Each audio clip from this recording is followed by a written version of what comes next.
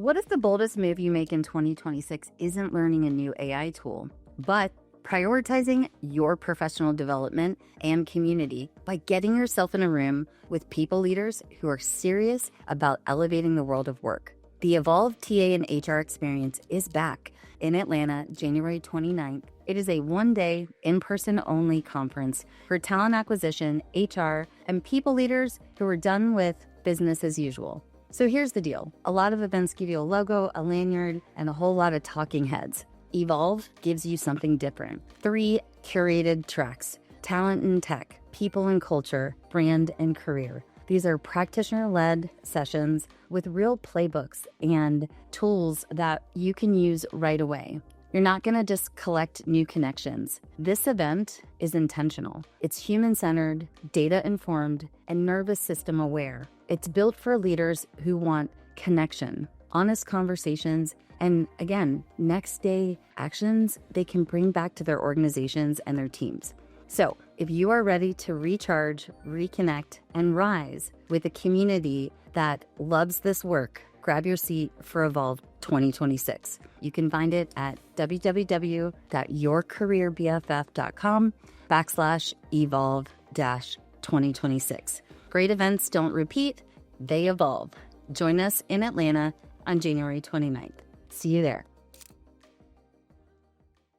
All right, today I'm joined by Brian Samson, founder of Plug Technologies, which is a leading nearshore firm connecting Latin American talent with U.S. companies. But more importantly, why does it relate to you, to me? Well, he's accomplished what I haven't accomplished. You probably haven't accomplished, which is an all-time high of 90K in weekly spread, which is insane. He's got a cool story, a cool life, like just a lot to talk about. But Brian, is that correct? 90K in weekly spread, all-time high as an account manager? I think that was my team way back in the day. back in the day. Well, I saw it from the LinkedIn profile. Yeah, that was way back in the day. Yeah, so I was at cutting my teeth at. Man, you gotta have an old audience if they know this company called Sapphire, like the gem, Sapphire Technologies. Yeah. We had like 40 branch offices. I was working out of Chicago, which is where I'm from originally. Yeah. But had nothing to do with Chicago, national accounts division. So, Pfizer, IBM, Verizon, like the big dogs throughout Rex. And if any of your audience has ever worked in that like procure staff, throwing chum to the fishes at VMS World. VMS World. So here's a fun fact for you. One of my very first accounts they threw me at was Pfizer, and mostly in like Groton and New London, Connecticut. So people that kind of know that, I think there's some naval bases out there, but Pfizer is huge out there. Yeah. So they had 168 staffing vendors. And I was just one of them. I was just this random guy in Chicago, like monitoring procure staff and the VMS systems, like minute by minute. When are they going to throw some more chum in the water? And like IT project managers, or I forgot if it was Java developers back then, but who knows? So by the time you get the rack and then you go on dice.com, which was the thing back in the day, and you're trying to find whoever's available. I mean, it was painful. It was so much competition. And then eventually I found workarounds, and but man, that was like a going to the deep end, way to start your staffing career. So that was your foray into how you got into recruiting? Yeah, that was very first recruiting job. Yeah. Or so were you like me, where you got a call out of the blue? Hey, do you want to do this? You're like, what is that? Or like, how did you get introduced, right, to recruiting? Yeah. Well, I lied a little bit. So I had my very, very first job out of college was I got into a mortgage company, and this we probably caused the housing crisis, and I didn't even know it, because I'm like 22 years old and have no idea what subprime is or anything. My mandate is just to do some HR and then recruit some loan officers.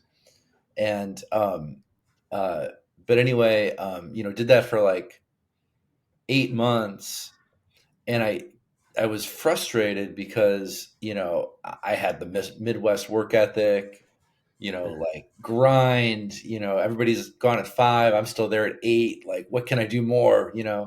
And I, my salary, which was pretty low anyway, it didn't matter if I got more deals or not, or placements. And then I got a cold call from like this recruiting agency, and they're like, well, if you make so many placements, your comp is going to be this way. What? What do you mean I can get like paid on my deals? Are you kidding? So like, just like that, I was gone. out. Yeah. Gone. Now it's a little harder to make the placements though when you're external, right? Versus internal. You realize why you get paid more, right? Was that like a little bit of a shock at first, or did it just kind of click for you right away? I was one of the lucky ones where, like, my second month, I probably put 4 deals on the board, and it was, I was the guy that was already like innately competitive. I had the work ethic. I would look at the whiteboard. I grew up playing baseball and like calculating ERA when I'm 7 years old, and like I knew not only my stats, but like the stats of all the 7 or 8 other recruiters in the bullpen. I like if they had a question like, hey, what's my conversion rate? Oh, right now you're tracking at 4.2 to 1 right now. Like, I was that guy. Like I was just made for this world of, competition, whiteboards. You want a raise, make a deal. Yeah. I mean, that's it, right? If you're not getting there, go get some more clients and/or qualify some better roles, some better recs. Yeah. It's kind of the name of the game. And I'm with you, man. Did you have like a manager or mentor you came in that just like showed you the ropes, got you off on the right track? Like, what was beyond just kind of the innate competitiveness? Like, what was some of the keys to success when you're starting out? I think when I was getting going, I actually liked the way that I was set up is, hey, Brian, run your desk like you're running your own business. And that's all I needed to hear, just like, I'll kind of leave you alone. Once a month, we'll do a report on all your stats and you can talk through what's going on if you have questions or something, but otherwise, like, kind of figure it out. And I think that was really good for me. Like, I like being in the bullpen, and this is something that I feel fortunate for when I went through all that. Yeah. Because imagine if I was a rookie in 2019 or 2020, and then this whole bullpen scenario went away, and I've got to do all this through osmosis. So I wouldn't say I had like somebody with their hand on my shoulder. Hey, let me talk you through this 2-step close. But I had all the osmosis of like so many different conversations that I could hear, and and I still remember like some of the random stuff, from 20 years ago of placements my colleagues were making, or challenges, or how they did the $2 holler or the 3-step close or whatever, give in, get back. Still remember all that stuff. It is a little bit sad that people don't have that experience. Yeah. Because that's where you called it the bullpen, we called it the pit over at Aerotech. And I did learn so much from like whispering my first week or 2 or months, talking on the phone because anyone else to hear me or judge me or anything else, and all that. And they look up like, how is he at 3K, 10K in spread? Like, we don't ever hear him talking, right? Which is hilarious now, given loud and obnoxious I am all the time on recording and content and everything else. But it is kind of just that. I did learn and talking to the different managers and how you had to go to lunch with I had to go to lunch with all the managers in my first like 90 days, and just hearing the stories, you pick up on the different themes and all that, and then you kind of pay attention. You read like the playbook, right? The company, like the best practices, and then what people are actually doing, right? Yeah. And where does there overlap versus where, hey, this is not in the manual of stuff going on, and you pick up on so much, which it seems like a lot at the time. But now it's like I can work remote, I could be remote. But before Aerotech, I had no discipline to be able to work remote or doing like I did need to see that. To your point, the osmosis. Now it's like it's so ingrained and internalized. I understand the need for remote. Things are way more expensive now, and all that stuff. It's hard to do, and I get it. And it's like you see everyone else being remote. Just because you can do the job remote, is that the best for your career? You should, yeah, right. Yeah. And it's like if you can get a stint, man. Ooh, it makes all the difference. Yeah, I couldn't said it better. I mean, that was my education, was just listening for 4 years. Every conversation, it was awesome. Yeah. Also the banter.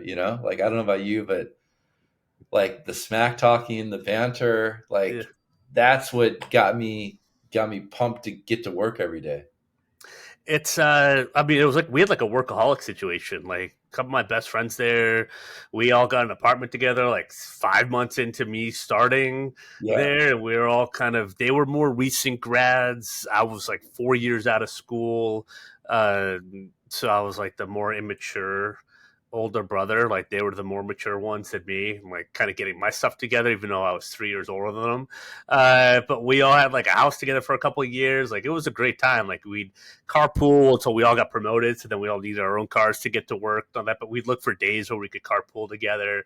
Now from like Santa Monica to the Torrance office out in LA and stuff like that. So like it was just a blast, like still in a group chat with those guys 12 years later, stuff like that. Like it's just the best. I don't even, neither of them are even in the industry anymore, both still selling, right? But like it's just like you talk shop, and like it's funny, like we weren't like that competitive with numbers. It was like kind of unsaid when you're like, that was like kind of, you know what I mean? It's like he kind of just like no, but it was just like fun to be able to have people to like talk shop with, and like talk stuff about work, and you comment on people and stuff like that. I'm like, well, of course we didn't talk smack about anyone, right? You'd never do that. But like it was just good. It was good to have that outlet, because again, how much of a grind all this can be too. Yeah. So let me ask you, Clark, were you the Blake, the Adam, or the Durs of your group? No, Matt was the Durs for sure. I'd be whatever. Yeah, probably the one with the long hair at that time. Until I got my stuff together, but at that time in that period, like I had great numbers. Don't get me wrong, but I was a meathead. So I'd either be the Adam or the guy with the longer hair, one of those two. Because I was always the first to volunteer for karaoke. If that gives you any insight. So whoever that character is, it was fun. The show came out around the same time, stuff like that. But it was a good time. So I mean, it's just you have the bullpen. If I'm not careful, because you run your own podcast, you'll be interviewing me, but. And for those that don't know, it's the Nearshore podcast, so check it out. But you're there for about 4 years. When did you start? I mean, you've scaled multiple companies, right? You've been VP of talent acquisition and helped companies grow and all that. Like, when did you all right, I got the staffing piece. I'm an individual contributor. I gotta go fly, right? What was the journey like after that? Yeah, I think when I look at my career as a whole, I've always preferred to go more broad than super deep. So like once I felt like I was pretty good at something, I would try something adjacent, and then get pretty good, go adjacent. So, I got pretty good at the agency world, pretty good at managing, that spread number. That was me running, I think by the time I was 26, I had a team in Boston City, Woburn, which is a suburb, and then Chicago. So I had like 16 recruiters or something, at the age of 26, and, got like decent at leading, probably, made all the mistakes in the book. Yeah. And then moved to Southern California, and then moved to San Francisco. So San Francisco was just a run of in-house guy, VP of talent, kind of a fringe executive, and learning like how the tech startup scene worked. And uh, you start to understand the, like, when you're an agency guy and you're an in-house guy, and you kind of see both. And I remember the very first time I was in an in-house, and then I had agencies pitching me.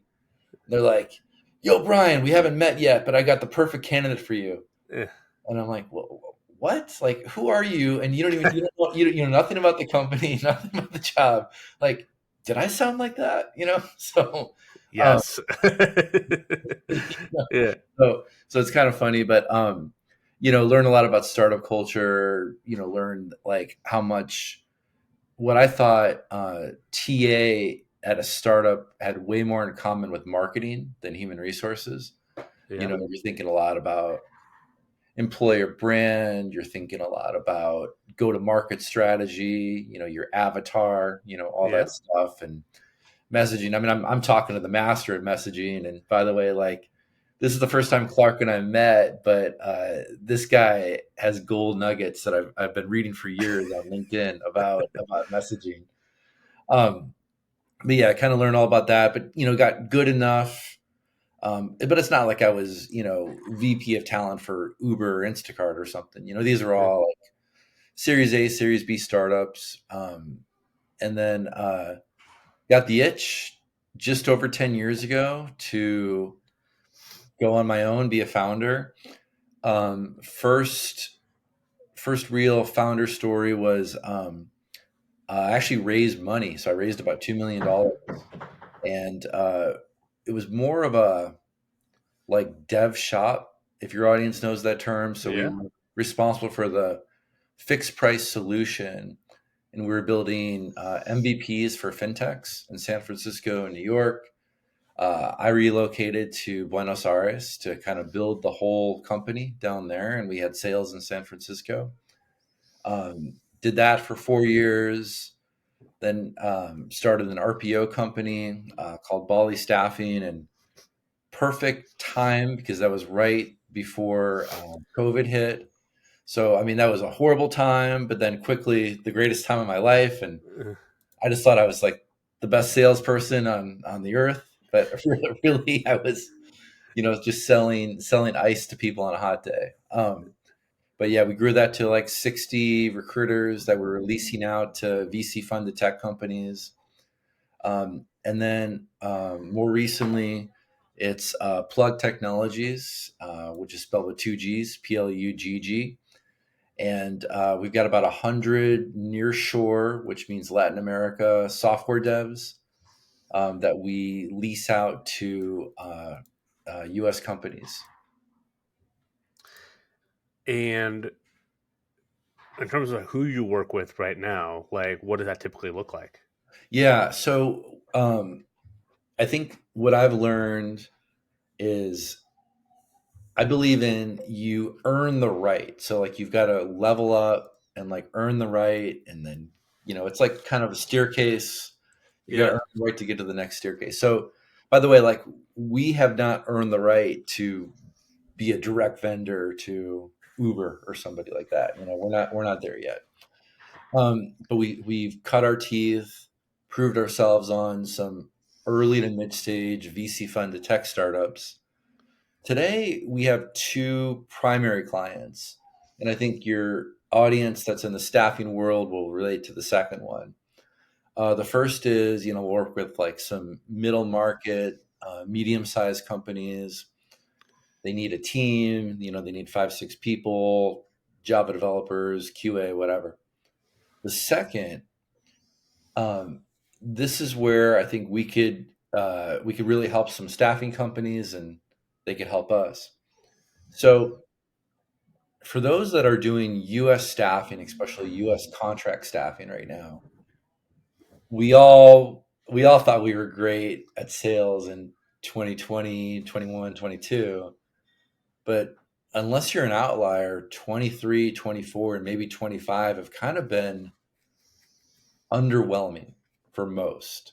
There's, I think, close to 16 or more 16,000 staffing companies out there.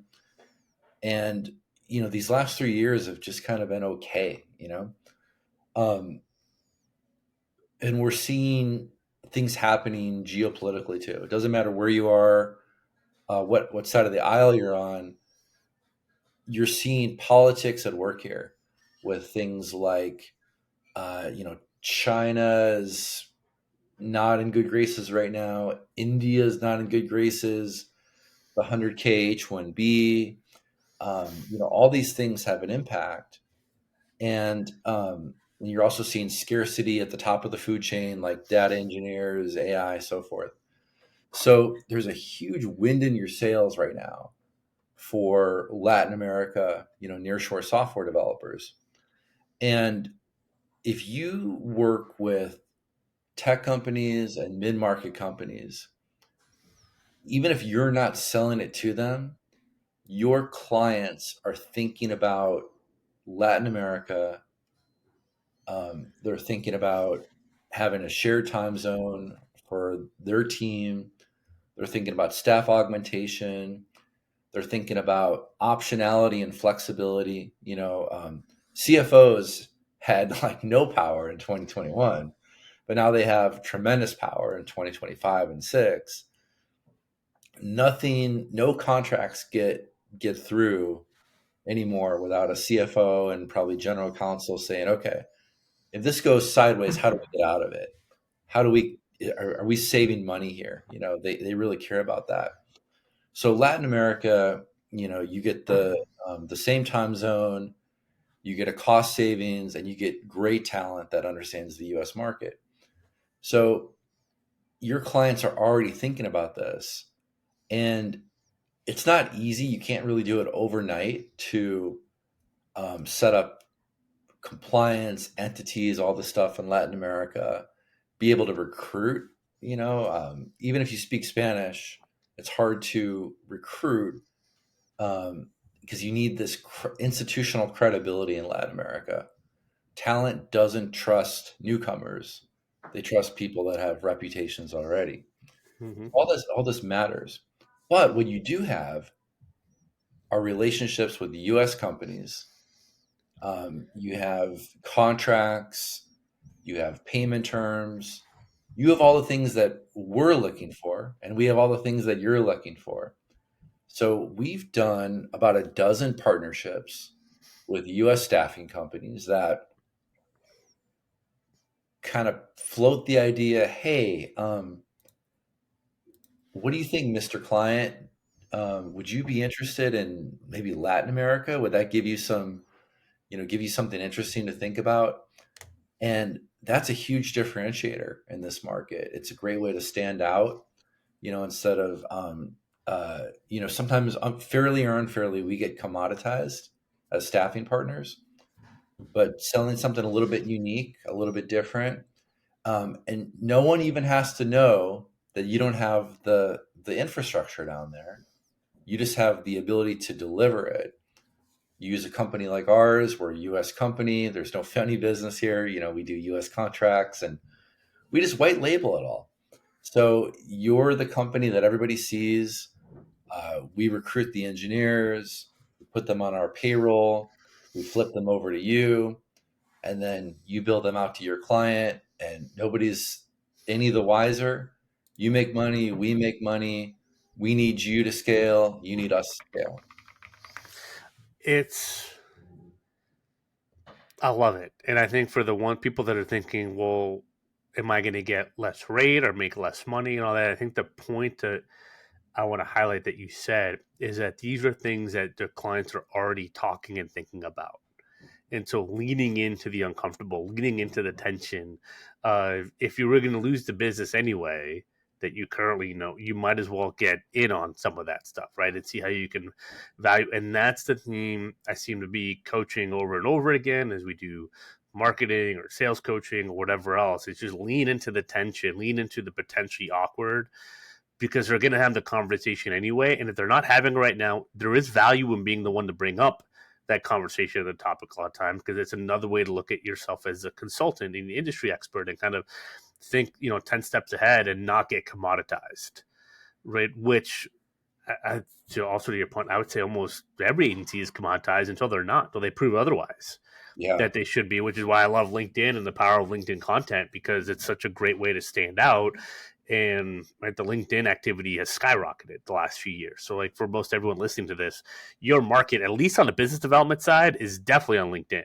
Even on like this trades and everything else, they're on there. Now candidates, I would still say most of that is on LinkedIn. You'd be surprised. I haven't really seen a skill set that we haven't been able to make a placement from LinkedIn, and that includes even mechanics and technicians and stuff like that, nurses.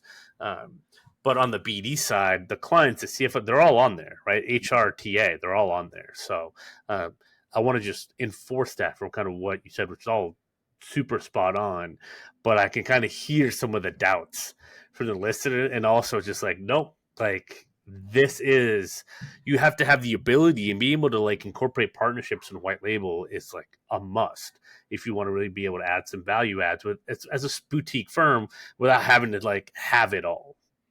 Yeah, maybe let me even throw some real numbers out here, because so they're not mysteries.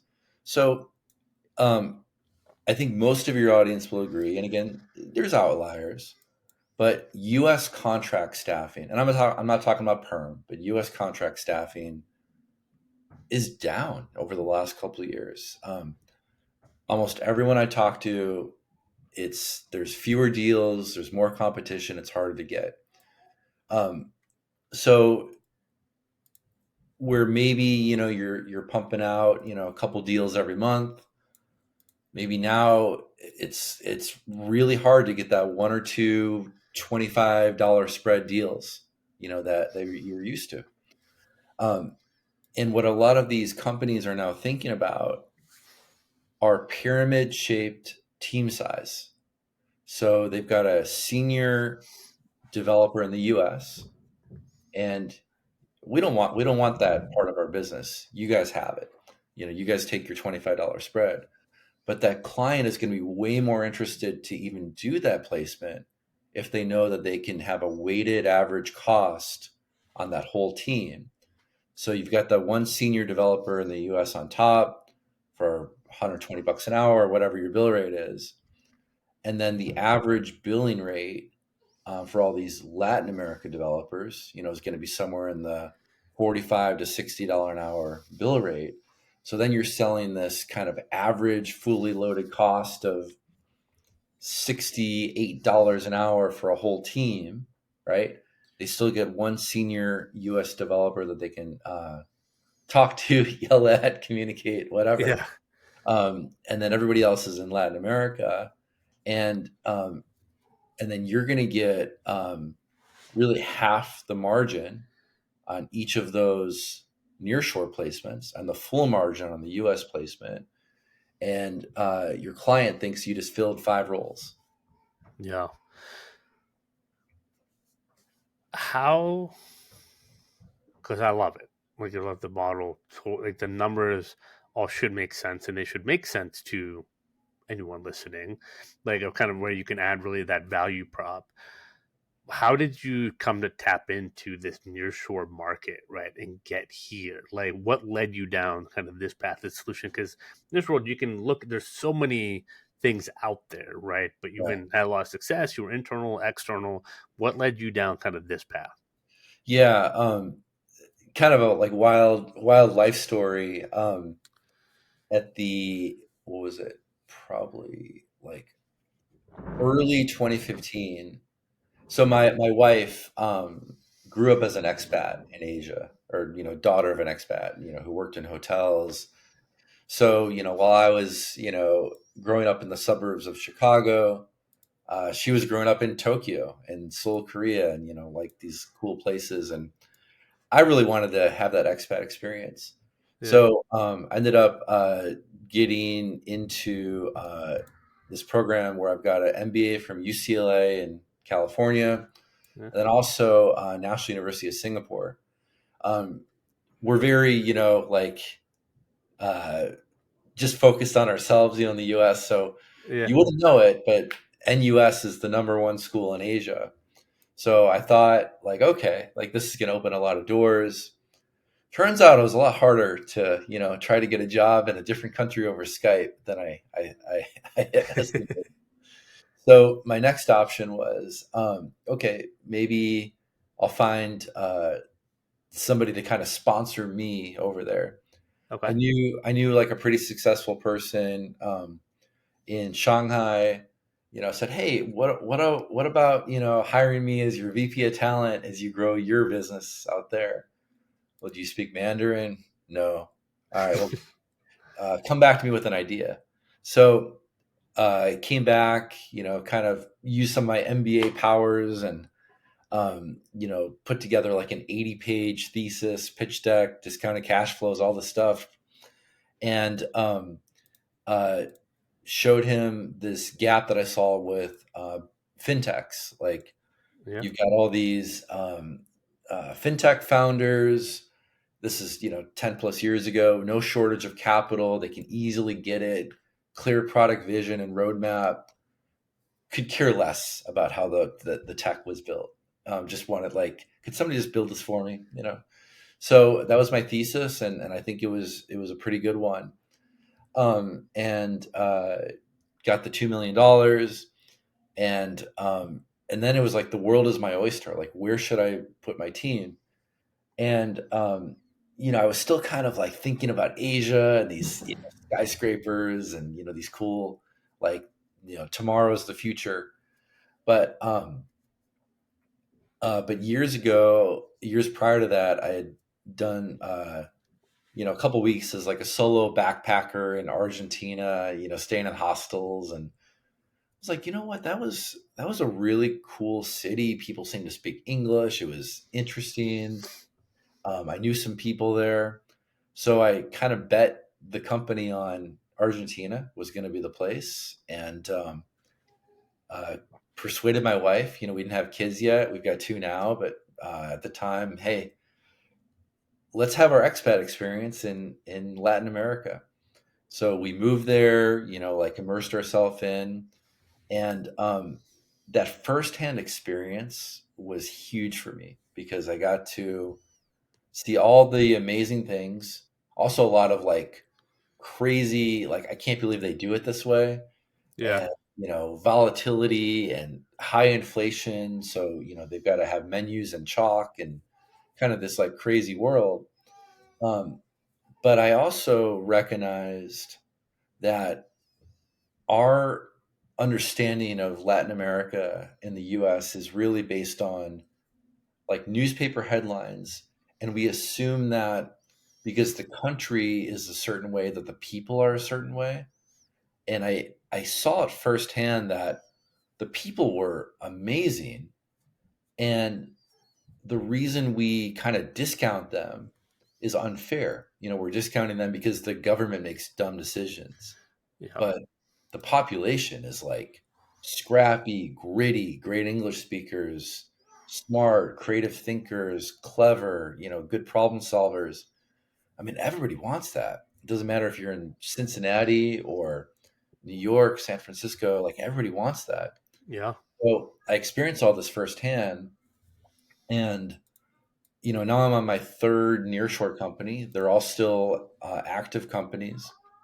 And this is all that I want to do is, be an ambassador for Latin America, tell people about what they're missing out on. This is an amazingly talented population on our time zone at a reasonable rate. Like this is the perfect arbitrage opportunity I've ever seen. I love it. That's a great story. Um, it's the in-person stuff. I think, right, being in that location. I think you've been in the places and lived in the places and traveled. I think we talk about being in the bullpen, right, and how valuable that is. It's kind of right. It's a version of that, and really immersing yourself. Is that some of the key to not be able to do some of this stuff kind of remotely and kind of where you're at now? Yeah. Yeah, you know what? I think maybe I'm like coming to realization here on the show that Yeah. just like 2004 and the bullpen Yeah. is the same as 2016, 2017, living, experiencing, kind of breathing, Yeah. eating steak, the tree-lined streets, and Skirt steak, right? Or hanger steak right down in yeah. Argentina. So, Yeah, a little yeah, Malbec. Yeah. yeah, they call Uh, that. The skirt skate is skirt steak is entraña. yeah. The ribeye, ojo de bife. Yeah. Just amazing stuff. And but like experiencing that, it allows me to do all this stuff remotely. So there's some serious weight, I think, into living and breathing it. I think it's really hard. Just like, I struggle to get an expat gig, from a different country.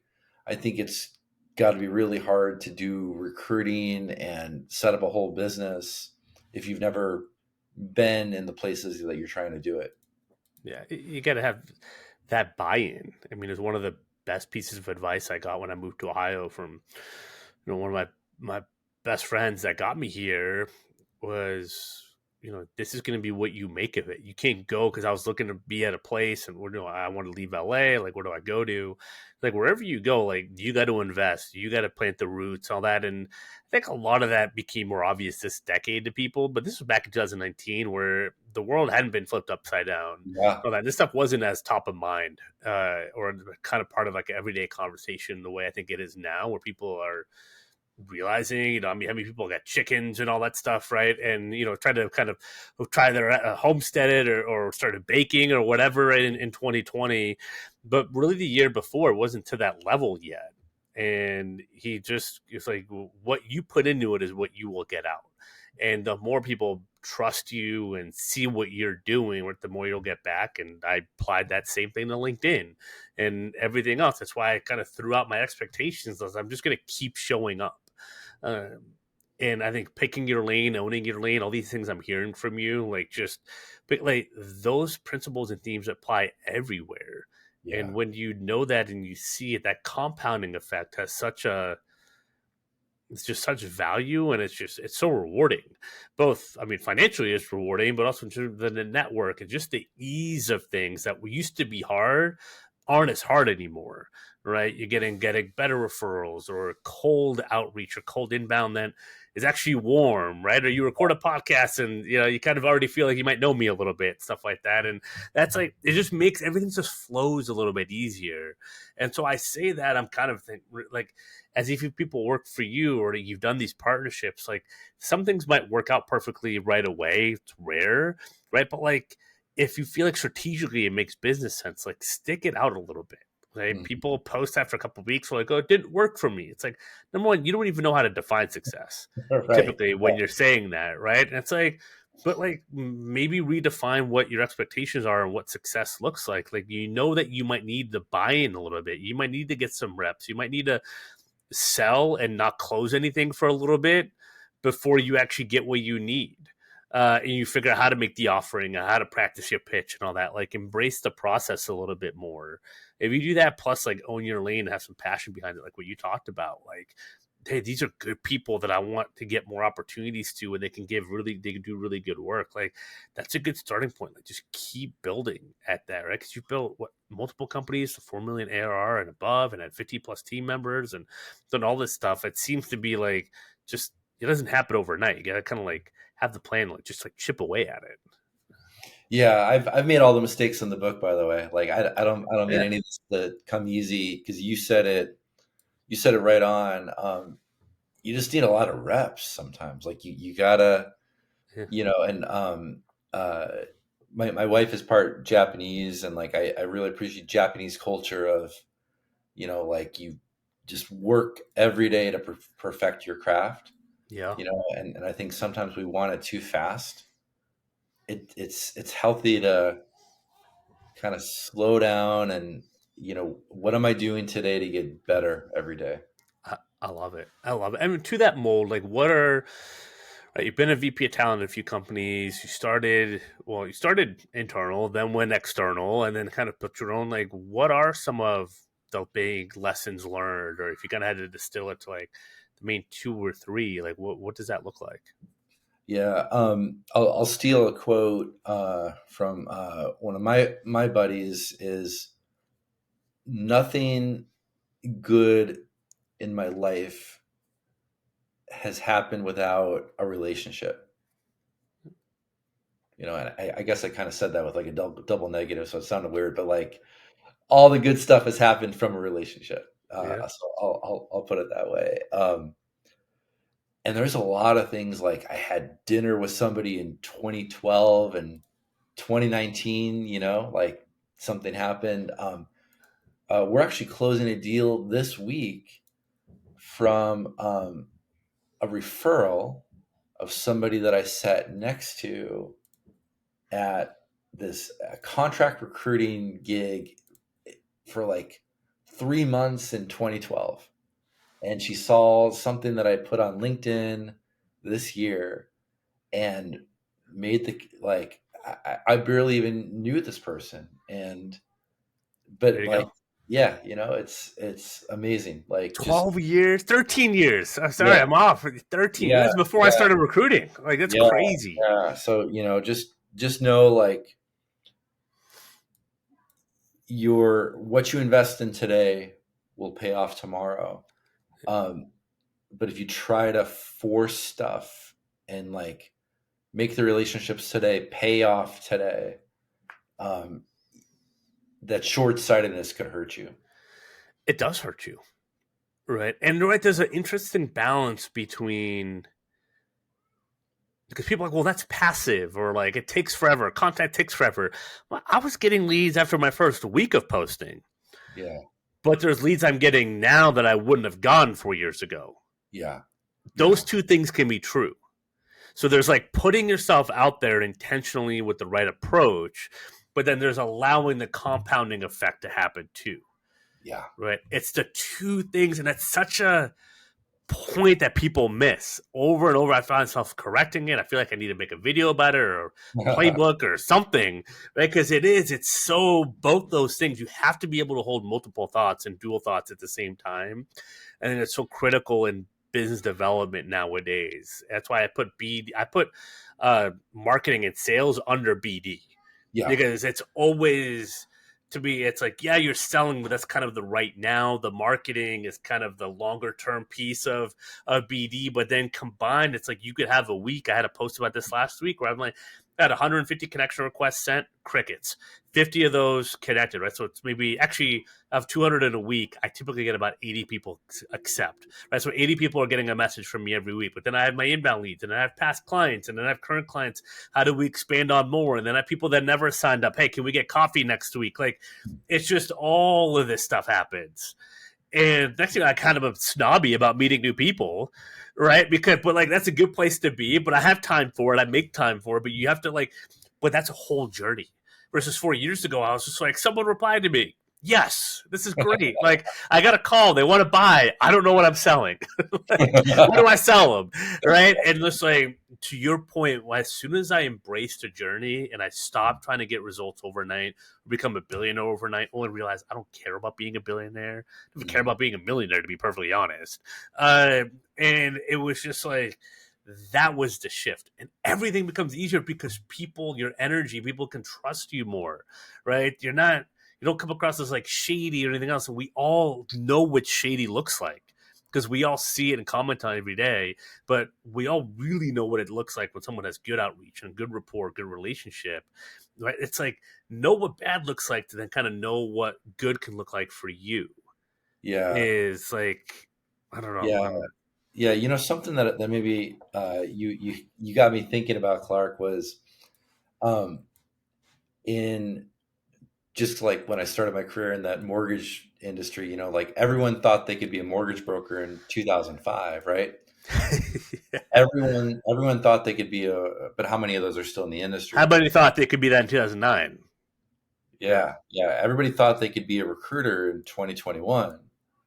Um, if you're still in recruiting after the last 3 years, that is a signal that, you know, you're meant to do this.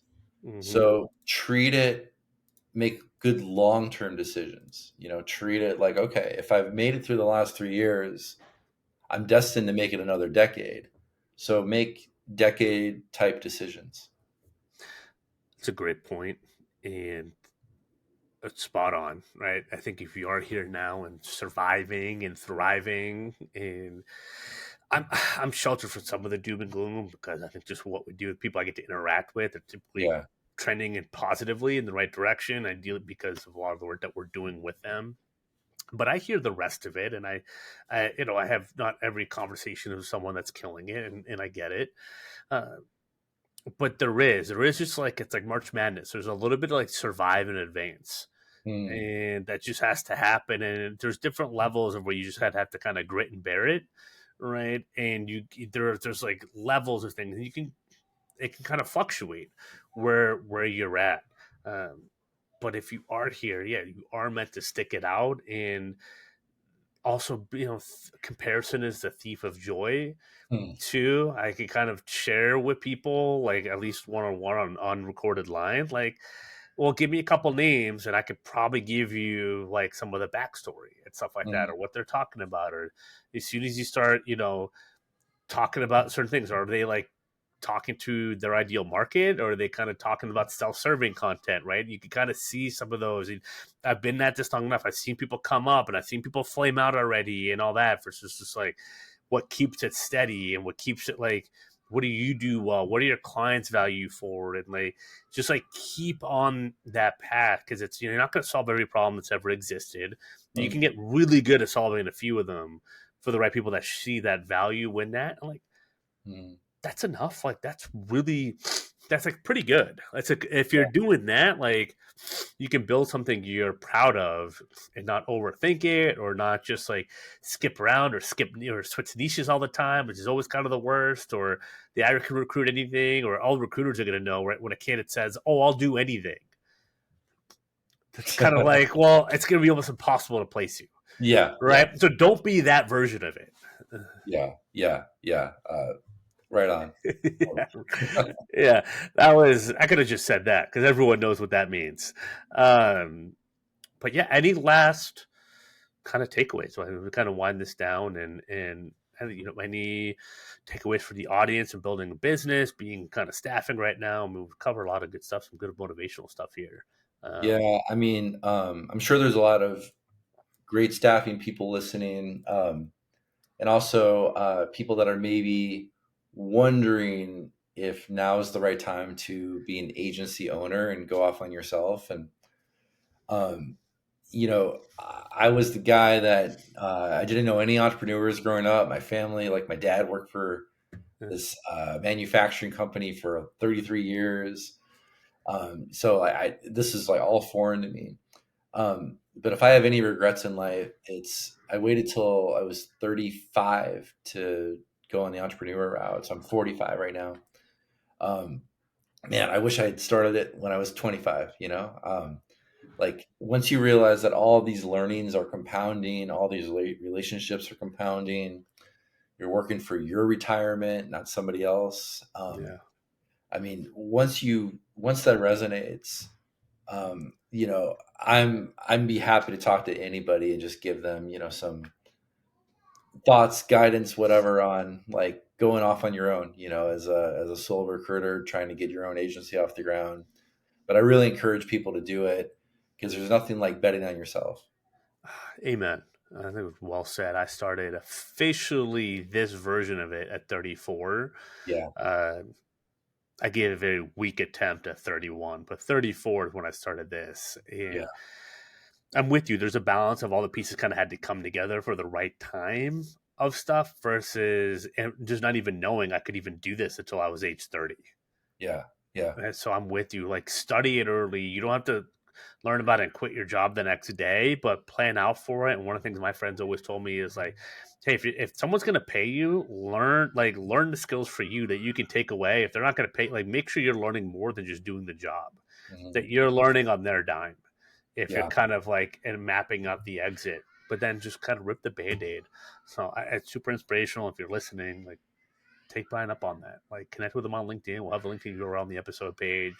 Hit him up, talk shop. Obviously knows what he's talking about. He's built a few businesses, but can also help you add to your services and your capabilities as well. So it'll be a productive conversation.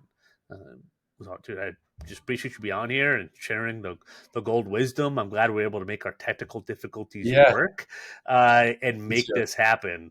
This is a great conversation, man. I'm looking forward to kind of getting to know you even more. I know this is our first time chatting, so I had a blast. I really appreciate the platform, the opportunity. Thanks, Clark.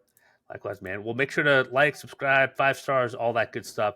Connect with Brian on LinkedIn. Hit him up for a chat. And until next time, happy hunting, y'all.